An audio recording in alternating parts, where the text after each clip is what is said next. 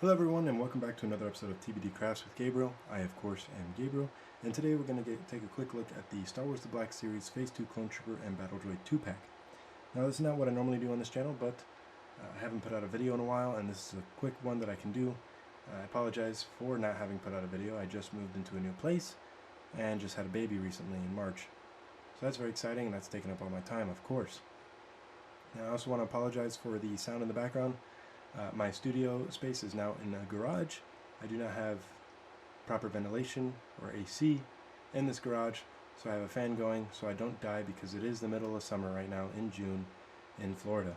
It is very hot. I am sweating.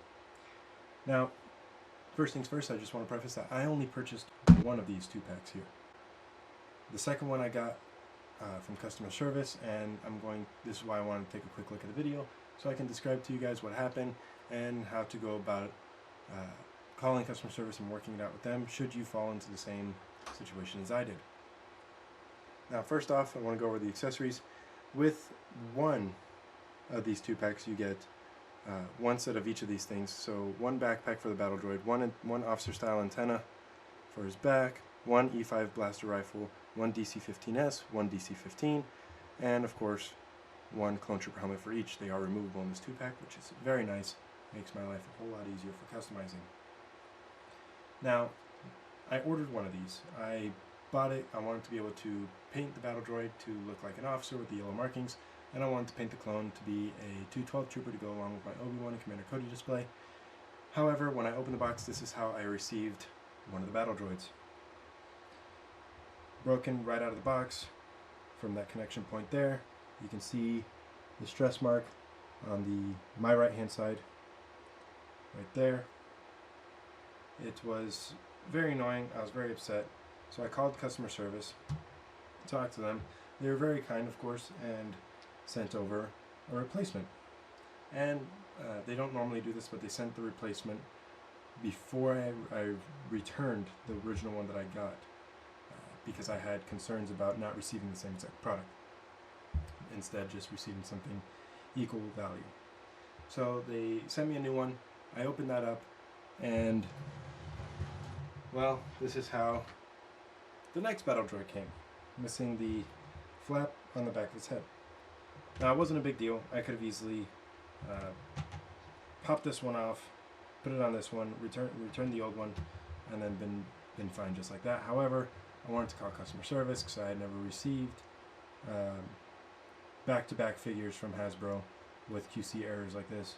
So I returned it, or no, I didn't return it. I called them up, and they went ahead and sent me this second one, and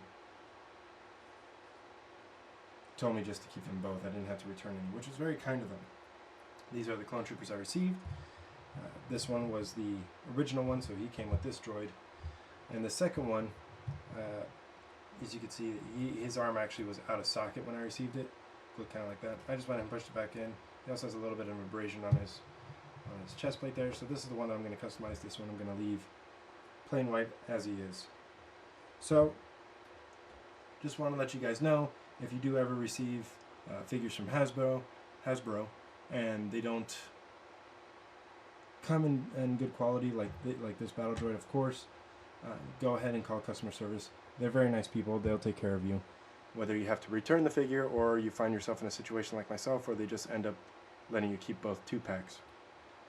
And I'm perfectly fine with that, because I can just go ahead and glue this back together. And that's what I'm going to do here. So I'm going to go ahead and dab a little bit of a Gorilla Super Glue on that, and hopefully we should stay together. I have no idea how I'm going to keep them together until the glue dries, because I don't feel like holding them for a couple hours. So we're going to go ahead and do that, and I'm going to do that off camera, show you guys how he looks afterwards, and go over articulation as well. But first I'm going to start with the clones, go over their articulation, how they look, how they appear, how good a quality they are, and go from there. I will make a video customizing one of these into the 212. That will be a separate video, just because I need to get the paints together. So starting off with the clone, the helmets are removable. They are identical. Oddly enough, the shade of the skin tone is slightly different from the Commander Apollo figure, if you have that.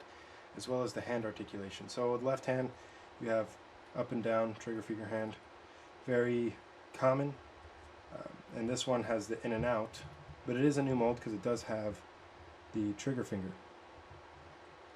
Now what I thought was funny was that the Commander Apple figure, the Target exclusive Obi-Wan figure, has an up and down hinge on both hands, but this one just has the in and out, which I thought was funny. But if you have that figure, you know what's going on.